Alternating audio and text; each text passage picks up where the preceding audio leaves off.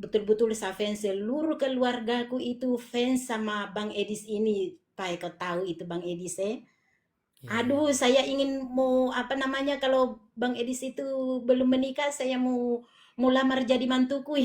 Waduh, gaswat ini saudara-saudara. Ya Gaswat betul. saudara-saudara. Maaf loh. Ini kan kalau kalau Bang Edis belum menikah dan Bang Edis memang setuju, kan tiada tiada pemaksaan di sini. Heeh. Ibu dari mana? Manado kah? Dari Sulawesi Tengah, Bang Edis. Sulawesi Tengah. Oke. Sulawesi Tengah itu apa itu, Dari Bu? Suku apa, Bu? di Poso, Kabupaten Oh, Poso. Poso, Poso. Halo Poso, apa kabar Poso? Poso Halo, dan sekitar. Halo Poso. ini saudara-saudara, kalau ada saudara-saudara yang menonton, inilah Bang Edis yang kita selalu tunggu-tunggu ini, Bang Edis ini sudah dia orangnya. Iya. Senang sekali saya. Gimana Uh-uh. kabar Poso, Jadi Bu? Aman terkendali ya? ya puji Tuhan aman, aman Bang Edis. Jadi Iya. Bang Edis ini saya mau curhat-curhat, boleh Bang Edis? Boleh, boleh. Silakan, silakan Bu, silakan. Iya, oke lah Bang Edis. Jadi begini Bang Edis, eh ada dilema dilema di keluarga karena Mm-mm. eh, saya itu menikah dengan suami dulu agama Islam, ya. Oke. Suami saya dulu agama Islam, tapi kami menikah di gereja, sudah dilaksanakan semua syarat-syarat seperti baptisan kudus, terus peneguhan sidi, perjamuan sidi dulu, baru menikah Mm. ya.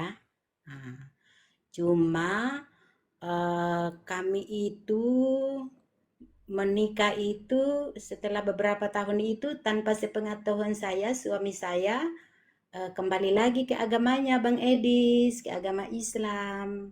Setelah berapa Nah, tahun menikah itu, Bu? setelah 3 tahun menikah itu, tapi saya tidak tahu itu kalau dia kembali ke agamanya. Nah, sementara kami sudah punya anak. Anak saya itu sekarang ini 5, puji Tuhan, anak saya itu semua dibaptis, ya, dan Mm-mm. semua juga sudah dewasa. Ada juga yang sudah menikah, tapi dia dapat juga dengan seiman juga, Bang Edis. Nah, Mm. cuma saya itu untuk menjaga karena sudah ada anak-anak, itu saya selalu jadi saya merayakan dua dua apa Hari Raya. Hari Raya Mm. Natal dengan di Idul Idul Fitri. Fitri. Ya. Ya, dan ketika juga di hari Idul Fitri banyak juga itu teman-teman yang dari Islam, saudara-saudara dari Islam juga datang. Natal pun begitu. Bahkan di Natal itu biar tetangga-tetangga yang Islam-Islam di sekitarku itu, bahkan ada yang guru ngaji di situ di tetanggaku itu datang juga di situ di hari Natal itu, pada saat hari Natalnya ya, silaturahim itu. Nah, ini cuma apa ya Bang Edis, ada orang-orang yang mengatakan kepada saya bahwa apa namanya, kami berzina begitu loh Bang Edis, karena mungkin karena suami saya lalu sudah kembali ke agamanya semula begitu tanpa sepengetahuan saya. Terus Mm. gimana itu Bang Edis, menurut Bang Edis begitu? Ya, jadi memang kalau secara secara hukumnya mereka memang seperti itu. Tetapi sebenarnya di dalam Al-Quran itu ada ayat yang mengatakan bahwa sesungguhnya bagi orang-orang Muslim, maksudnya laki-laki, itu diperbolehkan mengambil istri-istri dari orang-orang Yahudi dan orang Nasrani. Seperti Mm-mm. itu. Menurut Al-Quran, ada ayatnya di dalam Al-Quran. Saya tunjukkan ya. Atau perlu saya tunjukkan atau hanya ngobrol-ngobrol saja? Ngobrol-ngobrol saja lah karena saya juga ini kan tidak harus ada apa mau berdebat dengan Ya, orang-orang yang ya. ya. Jadi menurut Al-Quran, yang dihalalkan dari orang Yahudi dan Nasrani itu perempuan-perempuannya dan makanannya. Makanya kalau yang Hmm, enak-enak memang ya boleh. seperti itu. Mm-mm. Ada itu ayat-ayatnya dalam Al-Quran. Dihalalkan bagi kamu sembelihan dari ahli kitab. Dihalalkan juga bagi kamu mengambil perempuan-perempuan dari ahli kitab. Seperti itu.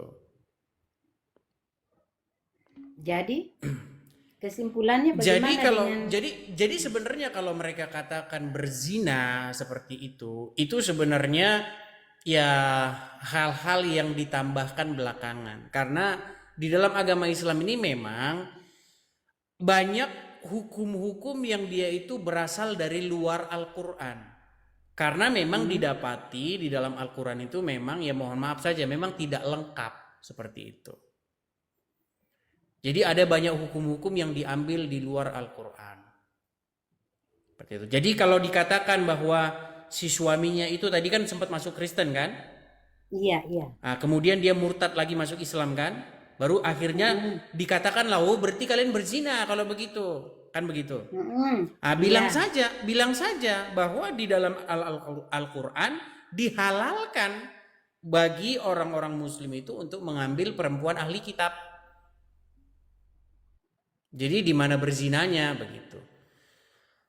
Lagi pula sebenarnya di dalam agama Islam itu ada dosa yang tidak akan diampuni. Selain daripada itu semua diampuni. Semua dosa di dalam agama Islam itu akan diampuni. Kecuali hanya satu yang tidak akan diampuni, yaitu adalah dosa syirik. Jadi kalau seandainya suamimu masih ada? Masih ada. Masih ada. Ya nanti kalau seperti itu nantinya jadi pertengkaran lah. Tapi intinya yang saya sampaikan, kalau kita merujuk kepada Al-Quran, ada satu ayat bahwa percuma melakukan apapun kalau melakukan dosa ini, karena ini tidak akan diampuni, yaitu syirik. Nah dia kan sempat syirik itu, sempat masuk Kristen, artinya dia syirik. Nah kalau syirik ya ngapain lagi malah kembali ke Islam? Percuma, tidak akan diampuni lagi kan. Dosa yang tidak akan diampuni itu syirik. Kalau dosa syirik diampuni, artinya ya boleh masuk Kristen dong. Kan diampuni gitu. Cuman oleh orang-orang Muslim dikembangkan menjadi, oh itu kan kalau dia tidak bertaubat, kalau dia masih musyrik. Ya, enggak, ayatnya berbunyi ini dosa yang tidak diampuni itu syirik. Begitu.